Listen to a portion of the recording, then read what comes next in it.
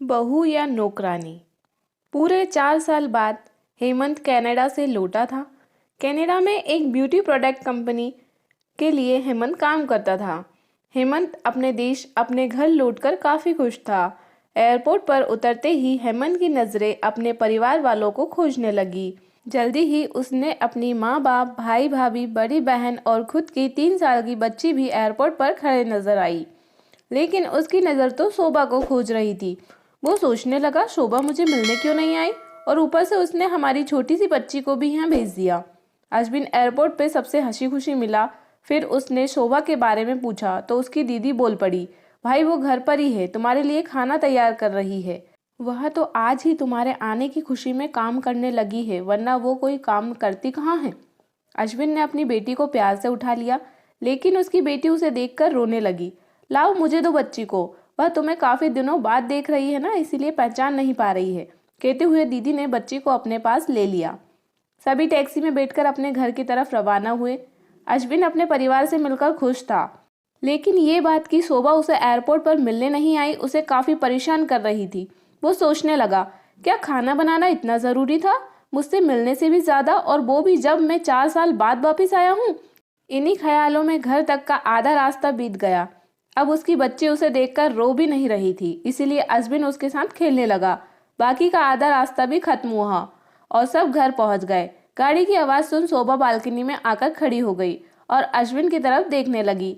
अश्विन भी जैसे ही गाड़ी से उतरा, उसने पहले दरवाजे की तरफ और बाद में बालकनी की तरफ नजरें घुमाई, जिससे वह सुबह को ही देखना चाहता हो।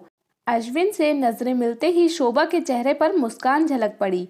अश्विन भी उसे देखकर हल्के से मुस्कुरा दिया। सभी घर के अंदर गए। शोभा सबके लिए पानी लेकर आई और सभी को पानी देने के बाद फिर से किचन में चली गई चाय बनाने के लिए। थोड़ी देर तक सभी परिवार वालों से बात करने के बाद अश्विन शोभा को बुलाने लगा। माँ ने उसे बीच में टोकते हुए कहा, रहने दो उसे किचन में, थोड़ा काम कर लेने दो, बाद में अपने आप आ जाएगी। तुम बैठो यहाँ मेरे पास, वैसे भी कहाँ ज्यादा काम करती है वह। अश्विन यही बात दूसरी बार शोभा के बारे में सुन रहा था।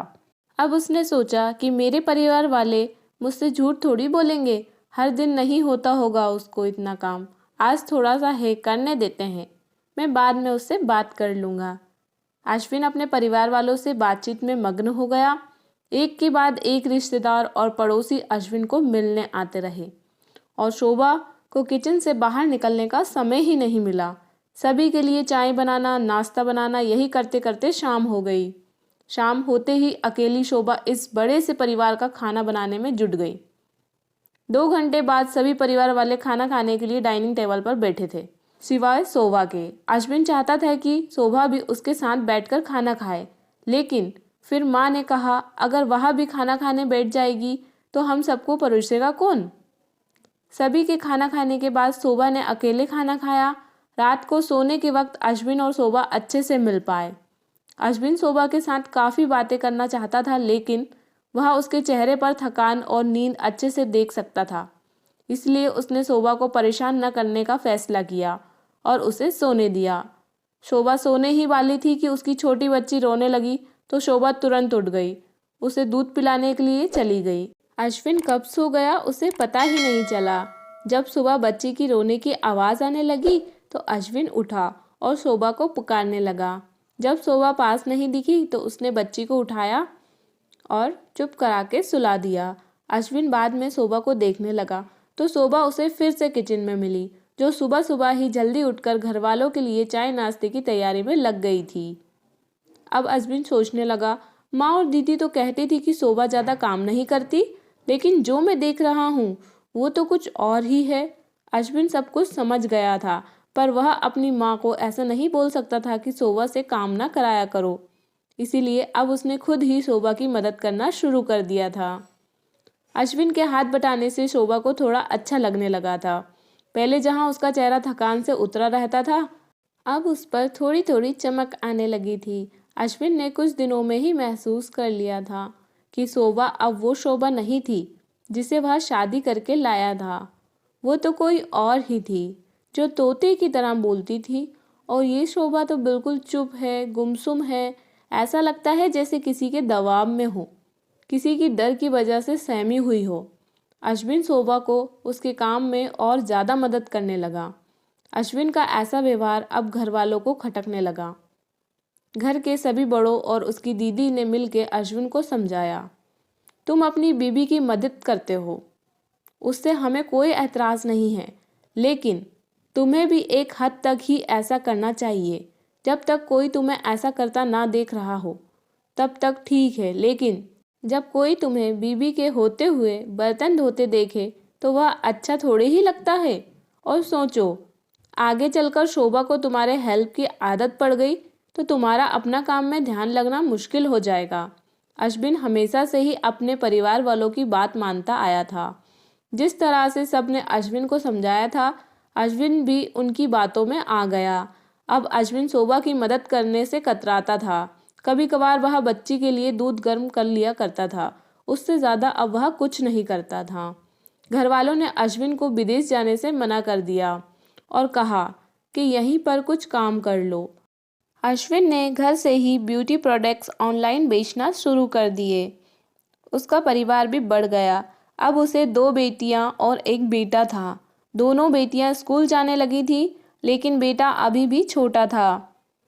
जितना अश्विन कमाता था उतना सबके लिए काफ़ी नहीं था। काफ़ी सोच विचार के बाद अश्विन ने यह फैसला किया कि वह अब शोभा के साथ शहर में जाकर रहेगा, जहां पर शोभा भी काम कर पाएगी और वह घर से ही अपने ब्यूटी प्रोडक्ट्स बेचना शुरू रखेगा। इस तरह से वे अपने पैसों की तंगी को पूरा करेंगे। परिवार वालों ने भी अश्विन को इजाज़त दे दी। अश्विन चाहता था कि माँ भी उसके साथ रहे, लेकिन माँ को शहर में आना मंजूर नहीं था। माँ बड़े भाई के साथ रहने लगी। शहर में अब शोभा नौकरी करती और अश्विन घर से ही ऑनलाइन अपने प्रोडक्ट्स बेचता था। कई साल ऐसे ही बीत गए। शोभा का घर का काम और बाद में बाहर का काम करके पहले से भी ज़्यादा थकी थकी रहने लगी। परिवार वालों की अश्विन के दिमाग में डाली गई बातें अभी भी उस पर असर करती थी। वह यहाँ भी शोभा का हाथ नहीं बटाया करता था। अश्विन अब दिन रात अपने प्रोडक्ट्स बेचने में ही मसरूफ़ रहता था। कभी कभी शोभा उससे कहती थी, मुझे अच्छा नहीं महसूस हो रहा है, मुझे डॉक्टर के पास ले चलो। वो हाँ तो कह देता, लेकिन अपने काम में इतना खो जाता था कि कभी उसको डॉक्टर के पास ले ही नहीं जाता था। शोभा तो बीमार थी ही, लेकिन एक बार अश्विन बहुत ज़्यादा बीमार हो गया। इतना बीमार हो गया कि उसे अस्पताल में भर्ती करवाना पड़ा। अस्पताल में अश्विन के पास सिर्फ शोभा थी और कोई नहीं था। इतना बीमार होने के बाद भी उसके परिवार वाले सिर्फ उससे मिलकर वापस अपने घर चले गए। उसका सहारा बनने के लिए, उसकी तकलीफ़ बांटने के लिए कोई भी उसके साथ नहीं था। बिस्तर पर पड़े पड़े और शारीरिक तकलीफ से गुजर रहे अश्विन को अपनों का ऐसा व्यवहार बहुत तकलीफ दे रहा था। फिर वह सोचता कि उसने भी तो शोभा के साथ जिंदगी भर यही किया है। क्या वो शोभा का जीवन साथी सिर्फ नाम नाम का ही था? जब साथ देने की बारी आती थी तो उसने दूसरों के बहकावे में आकर उससे किनारा कर लिया था।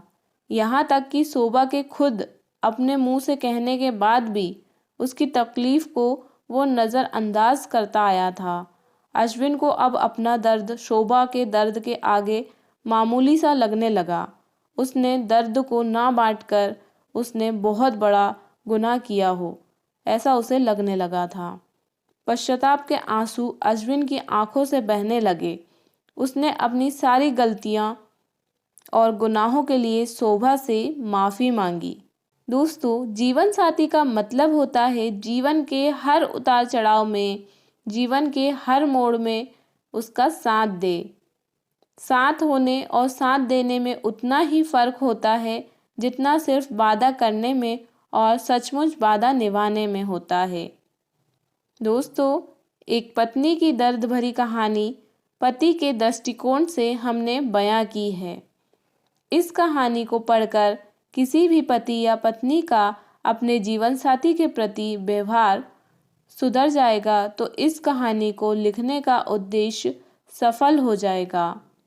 पूरी कहानी को देखने के लिए और पढ़ने के लिए आपका बहुत बहुत धन्यवाद। दोस्तों, अगर वीडियो पसंद आया हो तो वीडियो को लाइक और मेरे चैनल को सब्सक्राइब करना बिल्कुल मत भूलिएगा और ये बिल्कुल फ्री है। और ऐसे ही अच्छी कहानी देखने के लिए वीडियो को लाइक ज़रूर करें और कमेंट में मुझे ज़रूर बताएं कि आपकी इस कहानी में क्या राय है और आप क्या सोचते हैं।